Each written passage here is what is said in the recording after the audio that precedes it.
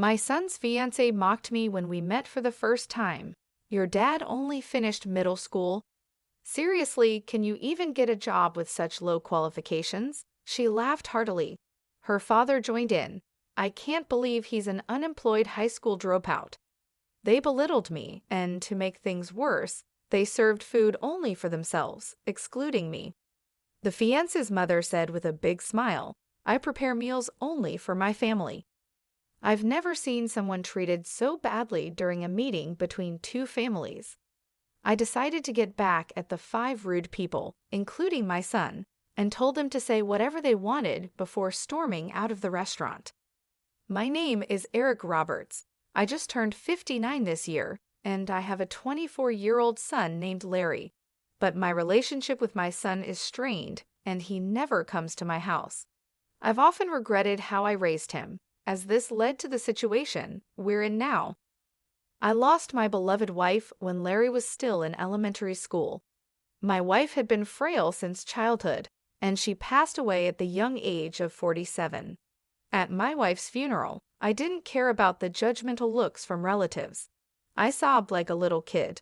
Larry was more composed, telling me, Dad, it's sad, but let's say our goodbyes to Mom.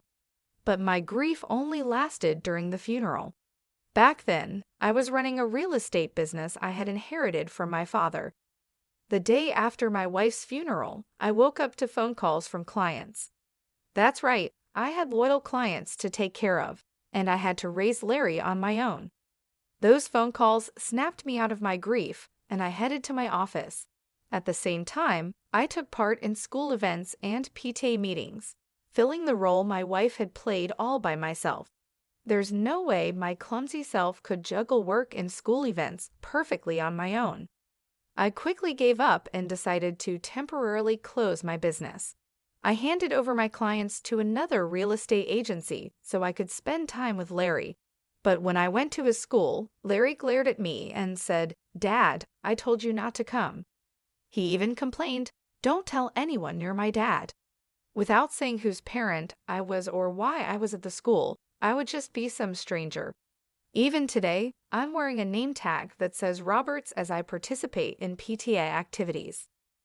I couldn't understand why my son suddenly started giving me the cold shoulder, but it didn't take long for the truth to come out. Hey, isn't that your dad? What's he doing at school on a weekday? Does he have nothing better to do? One classmate said, My mom said that after your mom passed away, your dad became jobless, right? Larry remained silent and looked down as his classmates taunted him. I quickly rushed over and told them, I'm just taking some time off work. It's like your summer or winter break. But this only made things worse for Larry. Your dad's just pretending to be on break. Your family's poor. I'll share my bread from lunch with you, one kid said. Larry grew more and more resentful, and his classmates kept making fun of him. Despite knowing my son was being ridiculed, all I could do was look the other way. I can't remember how many times I cried alone because of how pathetic I felt. Soon, when Larry entered middle school, he started hanging out with delinquents. He would sleep over at friends' houses and hang out at gas station parking lots until late at night. Back in the day, cell phones weren't very common, and it was rare for a middle schooler to have one. Larry started coming home less and less, and I had no clue where he was or what he was doing. All I could do was apologize when I got calls from the school saying there had been a complaint from a nearby gas station. Whenever I went to Larry's school, Larry and his rowdy classmates would call me names like good for nothing and bottom of the barrel while throwing empty cans at me. Larry had become more violent since entering middle school, and I was scared to even talk to him, not knowing what he might do. I wish I had handled things better when he was still in elementary school, but what was the right way for a parent to deal with a child's bad behavior? I had no idea how to communicate with a teenager and was utterly confused. He skipped school without caring and even ran away during classes. His grades were rock bottom. At a parent-teacher conference, they told me about a private high school where even Larry could get in, and I was relieved. I was glad there was a high school he could go to, I thought maybe he'd calm down a bit after going to high school.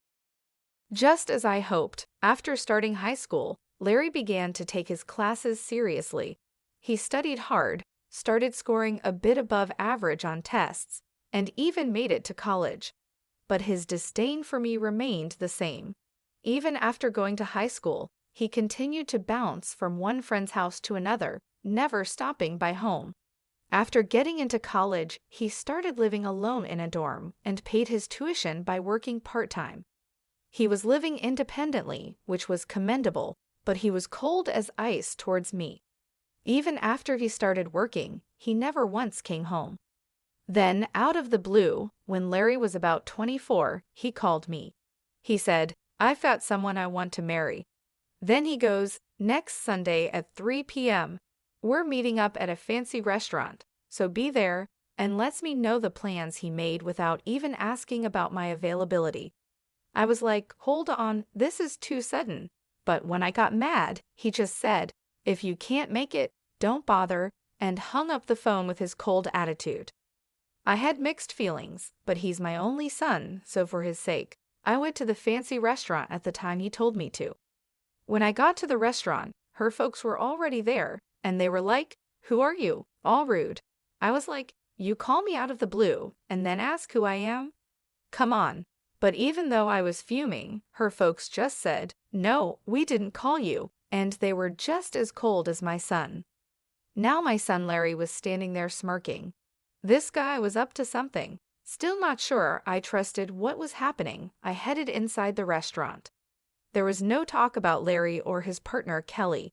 Instead, I was the center of their attention, and they treated me like an intruder.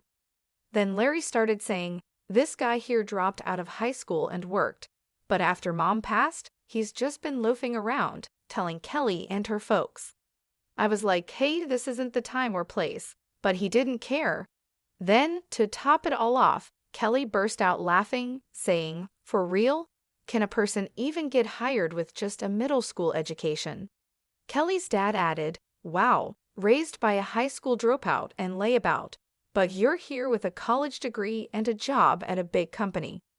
You took your old man as what not to be, huh?" Praising Larry.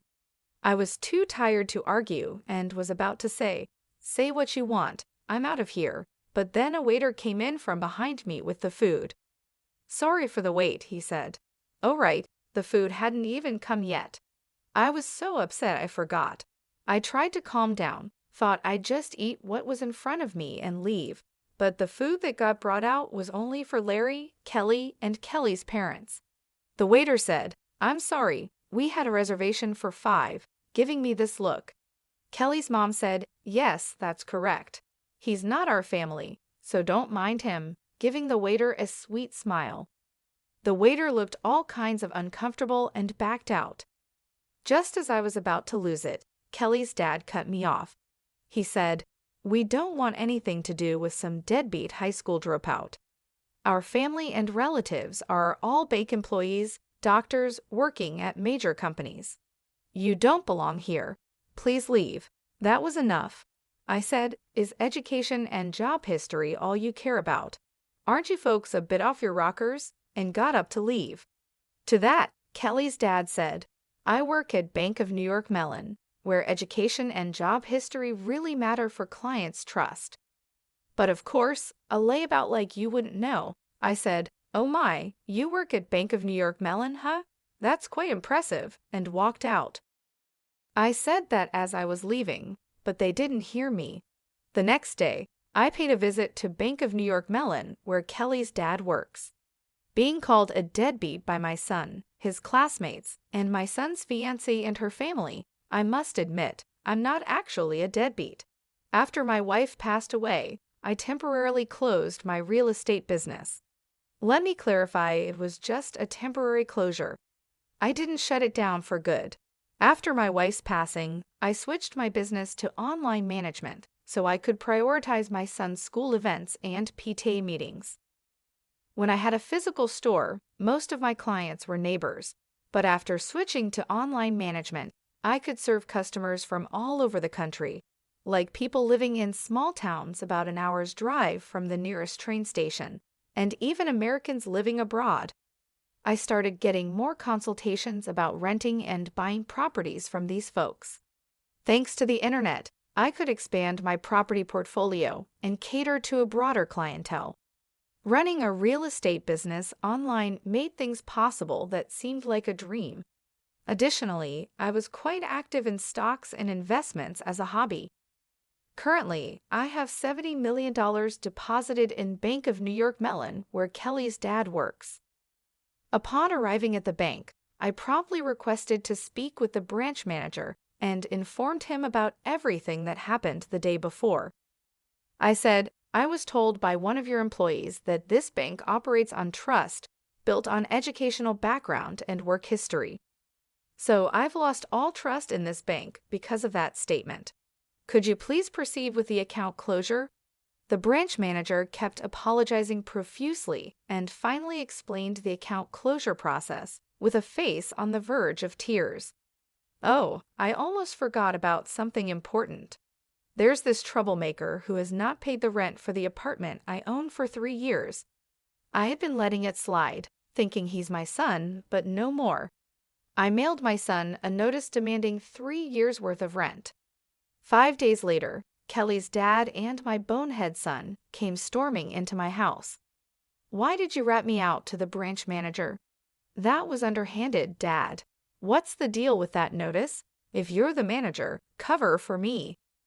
I sighed and said, 'I lost trust in the bank after learning about your practice of judging clients based on education and work history.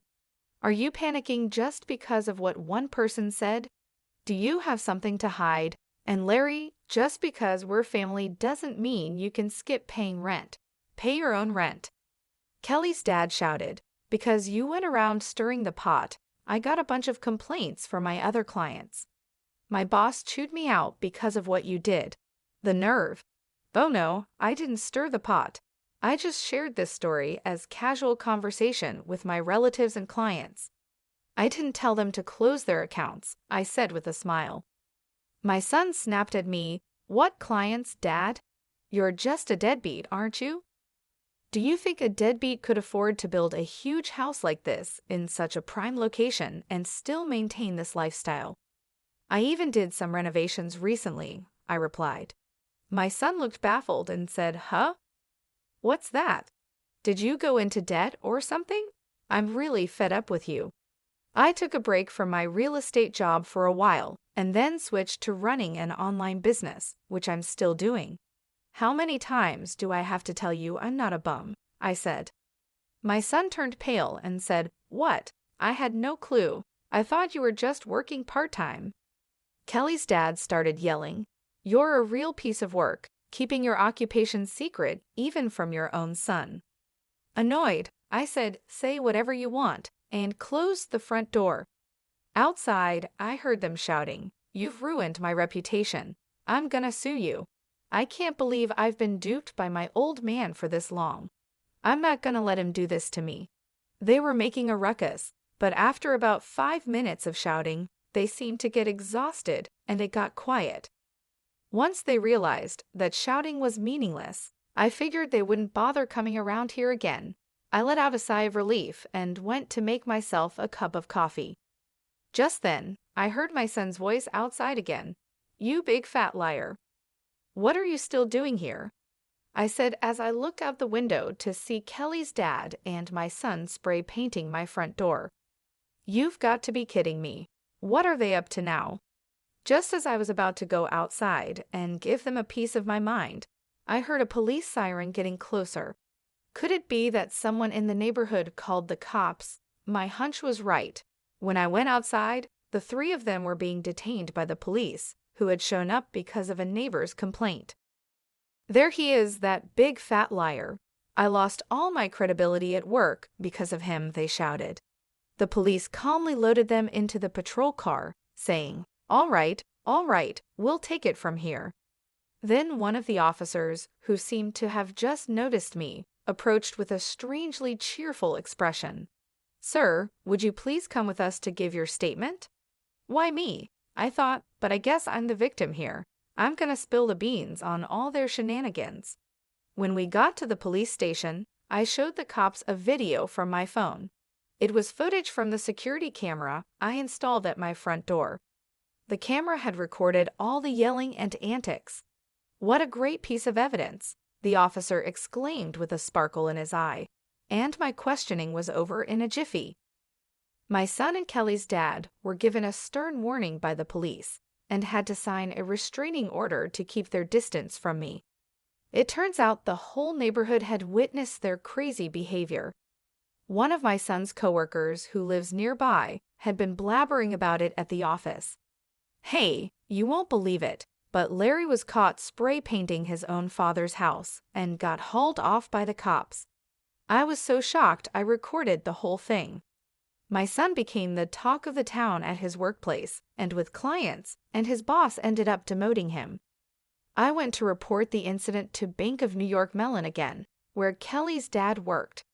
When I showed the manager the security camera footage on my phone, his face turned white as a sheet. I heard that Kelly's dad finally got fired, and naturally, she called off the engagement with Larry. Larry and Kelly's family both fled far away to a rural area. Apparently, Kelly's parents even came to work part-time at the gas station in the sticks run by my brother. They were no good and couldn't get the hang of stocking shelves, no matter how many times they tried. I showed them and had to give them the boot right away. Word spread quickly, and nearby gas stations and farmers did the same. According to my brother, Kelly's parents can't seem to land a steady job and are bouncing from one gig to another at gas stations and farms. Furthermore, I heard that Kelly showered her boyfriends, including my son, with expensive gifts like watches, and she got into debt because of that. The little money her parents make from their part-time jobs apparently goes straight into paying off Kelly's debts. It's a mystery how they're making ends meet. It's been 6 years since then, and my son is now 30. It seems like he's changed for the better after being treated with kindness from folks in the small town he moved to. He came to me a couple of times and apologized sincerely. He said, "I was naive and immature. I didn't even try to understand your job and just labeled you as a good-for-nothing. I can't apologize enough for how much I regret it." Seeing the change in my son's attitude, I decided to let him move in with me. Now he's working at a company near my place, and little by little, he's helping me out with my work too. But don't get me wrong, he's still inexperienced, and I don't trust him completely. I'm hesitant to hand over all my work to him, but I'm going to observe his behavior and attitude towards work and make decisions accordingly. If he proves he's really turned his life around, I might consider handing over the reins of my business. But if I told him that, he might get too excited and say, "For real?" I'll hand in my 1 week's notice tomorrow and do something impulsive. I'm living with my son, holding on to the hope that one day I'll feel confident enough to trust him with everything. After the incident with the police, the news about Larry and Kelly's dad spread quickly. The neighborhood couldn't stop talking about it. One of Larry's coworkers, who lives nearby, blabbered about it at the office, saying, "Hey, you won't believe it, but Larry was caught spray painting his own father's house and got hauled off by the cops." I was so shocked I recorded the whole thing. Because of this, my son became the talk of the town at his workplace, and his boss ended up demoting him. I went to report the incident to Bank of New York Mellon again, where Kelly's dad worked. When I showed the manager the security camera footage on my phone, his face turned white as a sheet. He was speechless. I heard that Kelly's dad finally got fired, and naturally, she called off the engagement with Larry. Larry and Kelly's family both fled far away to a rural area. Apparently, Kelly's parents even came to work part-time at a gas station run by my brother. They were no good and couldn't get the hang of stocking shelves, no matter how many times they tried. My brother said they were a complete disaster, always messing up and causing trouble. Despite all this, my focus remained on my son. It's been a long road, but I believe he's starting to understand the importance of hard work and responsibility. He's apologized for his past behavior and seems genuinely remorseful. I've told him that actions speak louder than words, and I'm watching to see if his actions match his apologies. Living with him again has been challenging, but it's also been a chance for us to rebuild our relationship. I see glimpses of the man he could become, and it gives me hope. I haven't decided yet whether I'll hand over my business to him, but I'm giving him a chance to prove himself. If he shows he can be responsible and trustworthy, then maybe, just maybe, I'll consider it. But for now, I'm taking it 2 days at a time, hoping for the best and